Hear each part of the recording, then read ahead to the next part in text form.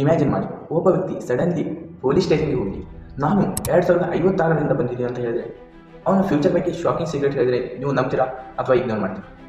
Friends, ಇವತ್ತು ನಾವು ನೋಡೋದು ರಿಯಲ್ ಲೈಫಲ್ಲಿ ವೈರಲ್ ಆದ ಒಂದು mysterious case, time traveller from 2056 ಅನ್ನೋ ಸ್ಟೋರಿ.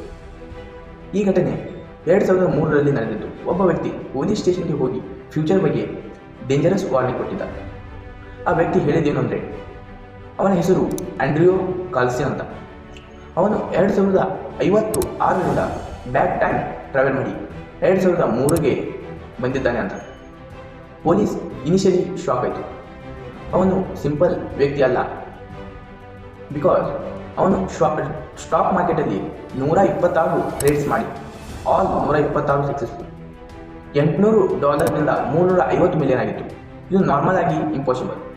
ಪೊಲೀಸ್ ಅವನನ್ನು ಅರೆಸ್ಟ್ ಮಾಡಿ ಇನ್ಸೈಡ್ ಇನ್ಫಾರ್ಮೇಷನ್ ಯೂಸ್ ಮಾಡ್ತಿದೀಯಾ ಅಂತ ಕೇಳಿದ್ರು. ಆದರೆ ಅವನು ಕಾಮಾಗಿ ಹೇಳಿದ, ನಾನು ಫ್ಯೂಚರ್ ಗೊತ್ತು, ಅದಕ್ಕೆ ಪ್ರಾಫಿಟ್ ಮಾಡಿದ ಅಂತ. ಅವನು ಇನ್ನೂ ಶಾಕಿಂಗ್ ಫ್ಯಾಕ್ಟ್ಸ್ ಹೇಳಿದ. ಫ್ಯೂಚರಲ್ಲಿ ಆಗೋ ಮೇಜರ್ ಎವೆಂಟ್ಸ್, ವಾರ್ ಬಗ್ಗೆ hits, technology growth, artificial intelligence ಬಗ್ಗೆ.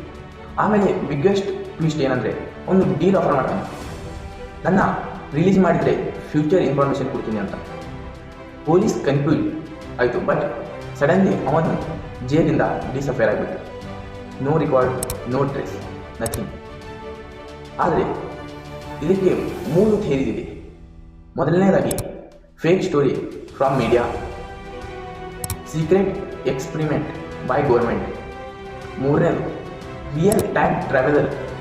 ಸೈನ್ಸ್ ಪ್ರಕಾರ ಫ್ಯೂಚರ್ಗೆ ಟ್ರಾವೆಲ್ ಥಿಯೋರಿಟಿಕಲಿ ಪಾಸಿಬಲ್, ಬಟ್ ಪಾಸ್ಟ್ಗೆ ಆಲ್ಮೋಸ್ಟ್ ಇಂಪಾಸಿಬಲ್.